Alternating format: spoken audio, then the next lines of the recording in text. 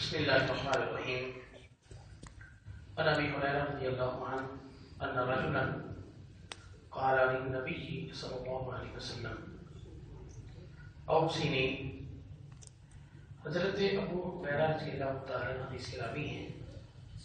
فرماتے ہیں ایک شخص حضور صلی اللہ علیہ وسلم کی بارگاہ میں حاضر ہوا. اس نے عرض کی یا رسول اللہ یا حبیب اللہ پیارے آقا اوصنی، مجھے کوئی وصیت فرمائیں، مجھے کوئی وصیت ارشاد فرمائیں. تو آقا علیہ الصلوۃ والسلام نے ارشاد فرمایا قال لا تغضب، فرمایا غصہ نہ کیا کر. سبحان اللہ. حضور اسلام والسلام کا انداز یہ تھا کہ اگر کوئی آپ سے سوال کرتا تو جیسا وہ بندہ ہوتا اس حوالے سے حضور جو ہے اس کو جواب ارشاد فرماتے.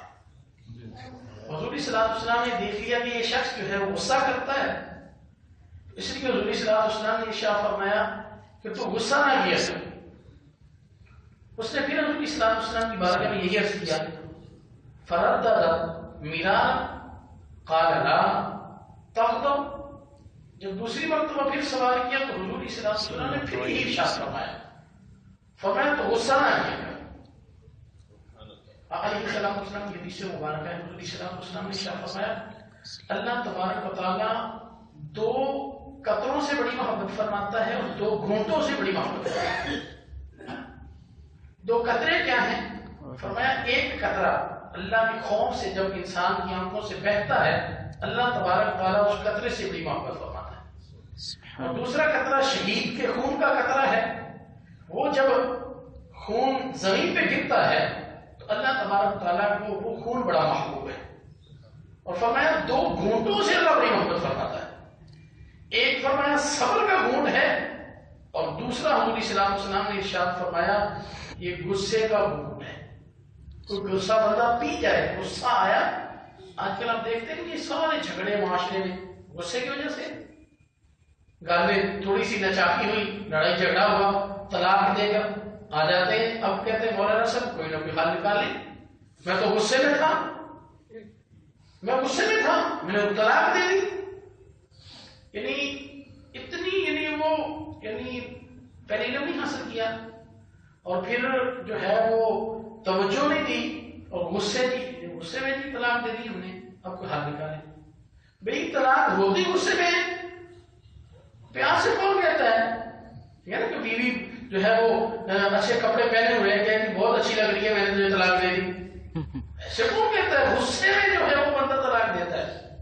تو پھر مولانا صاحب کو آگے تک کرتے ہیں اب کچھ نہ کچھ حل نکال دیں. آپ کے پاس اتنی کتابیں پڑھ گئی ہیں، اب کچھ تو حل نکال دیں کہ میں شریعت کو بدل دوں.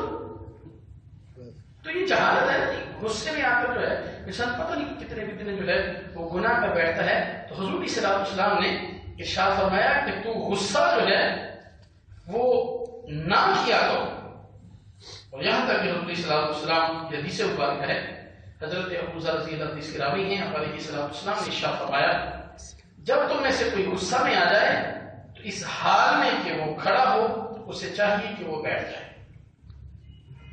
اور اگر بیٹھنے سے بھی اس کا غصہ نہیں جاتا تو حضور صلی اللہ علیہ وسلم نے ارشاد فرمایا کہ وہ لیٹ جائے.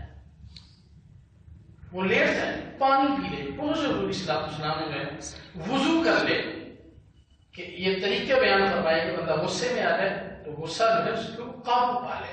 تو حضور صلی اللہ علیہ وسلم نے اس صحابی سے کہا کہ تو غصہ نہ کیا کر، کیونکہ غصہ جب بندہ کرتا ہے تو پھر وہ بہت سے گناہوں میں مبتلا ہو جاتا ہے. اللہ تبارک و تعالیٰ حضور صلی اللہ علیہ وسلم کی حدیث مبارکہ میں عمل کرنے کی توفیق عطا فرمائے. اللہم آمین. السلام علیکم یا رسول اللہ.